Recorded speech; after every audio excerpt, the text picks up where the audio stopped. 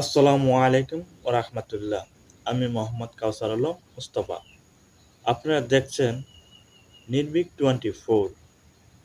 ভয়হীন, নির্ভীক প্রকাশ্যে বাংলাদেশের রাজনীতি ও আপনাদের কথা তুলে ধরতে আমাদের এই পথযাত্রা শুরু। এইখানে সত্য খবর পেতে চোখ রাখুন নির্ভীক 24-এ।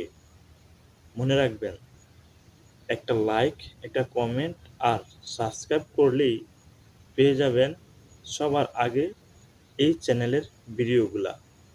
ধন্যবাদ সবাইকে। তাহলে শুনুন আজকের গুরুত্বপূর্ণ সংবাদ। কমিটি গঠন হলো, 2 দিনের ভিতরে বাংলাদেশের চিত্র পাল্টে গেল। সরকারি দল ভয় পায়। আপনারা দেখেছেন জ্বালানির সংকট তৈরি হয়েছিল, এটার জন্য আমরা নোটিশ দিলাম আলোচনার জন্য। সরকারি দল ভয় পায়, আমাদেরকে আলোচনা করতে দিবে না। আলোচনা করলে যদি আবার কিছু করতে গিয়ে সাপ বের হয়ে আসে, এই ভয়ে তারা আমাদেরকে কথা বলতে দিবে না। আমরা বললাম আশ্চর্য, জনগণ আমাদেরকে পাঠিয়েছে তাদের সমস্যা সমাধান করার জন্যে। আপনাদের একার দায়িত্ব এটা নয়, এবং এটা আপনাদের হাতের তৈরিও নয়। এটা একটা বৈশ্বিক গ্লোবাল ম্যাটার। একটা যুদ্ধের কারণে এই পরিস্থিতি তৈরি হয়েছে। আমরা দেশকে, দেশবাসীকে এই জিম্মি দশা থেকে মুক্তি করার জন্য আমরা অবদান রাখতে চাই। আপনারা আমাদেরকে অবদান রাখার সুযোগ দেবেন না? তখন সরকার বাধ্য হলো আলোচনার জন্য আমাদেরকে সুযোগ দিতে। আপনারা দেখেছেন একটা অর্থবহ আলোচনা হলো।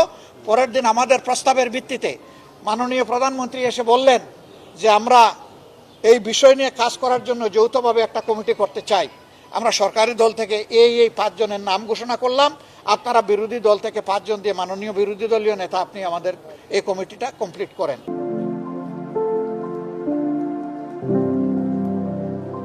আমি এটাকে অভিনন্দন জানাই, বললাম যে আজকের ভিতরেই আমরা করছি। আমরা বসলাম, বসে 5 জনের নাম দিলাম, কমিটি গঠন হলো। 2 দিনের ভিতরে বাংলাদেশের চিত্র পাল্টে গেল।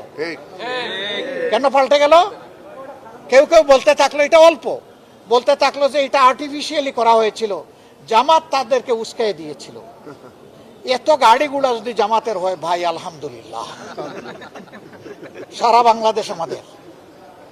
আমি সংসদে দাঁড়িয়ে বলেছিলাম, মাননীয় স্পিকার, এটা বার্তা দিচ্ছে ভালো কাজে যদি সরকারি দল বিরোধী দল সমন্বিতভাবে কাজ করে এই জাতির ভাগ্যের পরিবর্তন অবশ্যই হবে। এবং তিনিও সেই কথাটা তার শেষ বক্তব্যে এখানে কনক্লুশন টেনেছিলেন। এটা বার্তা দিচ্ছে সরকারি দল বিরোধী দল জনগণের সমস্যা সমাধানে আন্তরিক হলে জনগণের মধ্যে আস্থার পরিবেশ তৈরি হবে। এই আস্থার কারণে এই সমস্যা 2 দিনের মধ্যে মিটে গেছে। আমরা সেই আস্থার রাজনীতি ফিরে আনতে চাই। আমরা বিরোধী দলের জন্য রাজনীতি করতে চাই না। বিরোধী দল বাংলাদেশের জনগণের ভোট নিয়ে ক্ষমতায় গিয়ে ক্ষমতা লুটপুট করে খাবে, ওটা না। আমরা যদি ক্ষমতায় যাই, আমরা ঘোষণা দিয়েছি যে ক্ষমতায় যাওয়ার দিন আমাদের যে সহায় সম্পদ থাকবে, ক্ষমতা থেকে বের হয়ে আসার দিন তা কমবে, বাড়বে না ইনশাআল্লাহ।